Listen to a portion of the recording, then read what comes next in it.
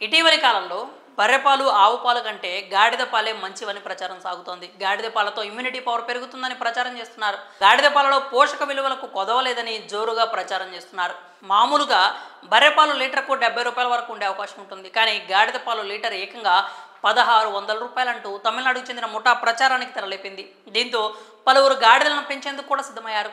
గాడిద పాల వ్యాపారానికి మొగ్గు చూపారు. గాడిద పాలతో లక్షాధికారులు అయిపోవచ్చని ఆశపడ్డారు జనాలు. వారి అత్యాశే వారి కొంప ముంచింది. గాడిద పాలపై అధిక లాభాలను ఆశ చూపి 100 కోట్ల మోసానికి తెరలేపింది ఓ ముఠ. గాడిద పాల స్కామ్తో 100 కోట్లతో ఉడాయించింది. ఈ ఘటన ఇప్పుడు సర్వత్రా చర్చనీయాంశమైంది. మార్కెట్లో గాడిద పాలకు వస్తున్న డిమాండ్, వ్యాపారానికి మొగ్గు చూపుతున్న అమాయకులను ఆసరాగా చేసుకుని మోసాలకు పాల్పడింది తమిళనాడుకు చెందిన ఓ ముఠ.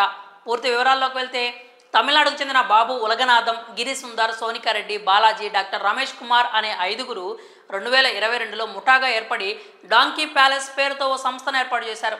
అంతేకాదు ఫ్రాంచైజీలు కూడా ఇచ్చారు. గాడిద పాలు లీటర్కు 1600 రూపాయలను నమ్మించారు. గాడిద పాల వ్యాపారంతో లక్షల్లోనే ఆదాయం వస్తుందని ఆశ కల్పించారు.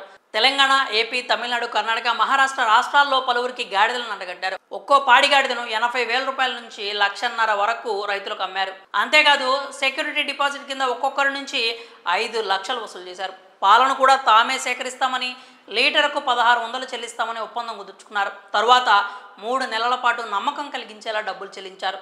ఆ తర్వాత ముఖం చాటేశారు. దీంతో గాడిదలను తీసుకున్న రైతులు ముఠా సభ్యులను ప్రశ్నించారు. దీంతో ముఠా సభ్యులు వారికి 15 లక్షల నుంచి 70 లక్షల చొప్పున బ్యాంకు చెక్కులు రాసిచ్చి చేతులు దులుపుకున్నారు. అసలు మోసం ఇక్కడే బయటపడింది. ఆ చెక్కులు తీసుకున్న రైతులు బ్యాంకుకు వెళ్ళగా అవి చెక్ బౌన్స్ అయ్యాయి.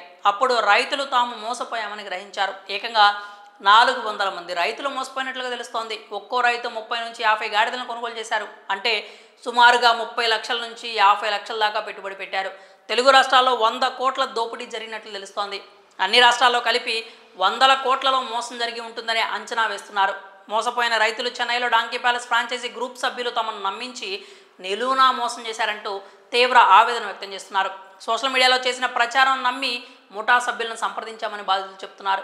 పోలీసులకు కంప్లైంట్ చేసినా పట్టించుకోవడం లేదని చెప్తున్నారు. తమకు న్యాయం చేయాలని తెలుగు రాష్ట్రాల ప్రభుత్వాలను కోరుతున్నారు.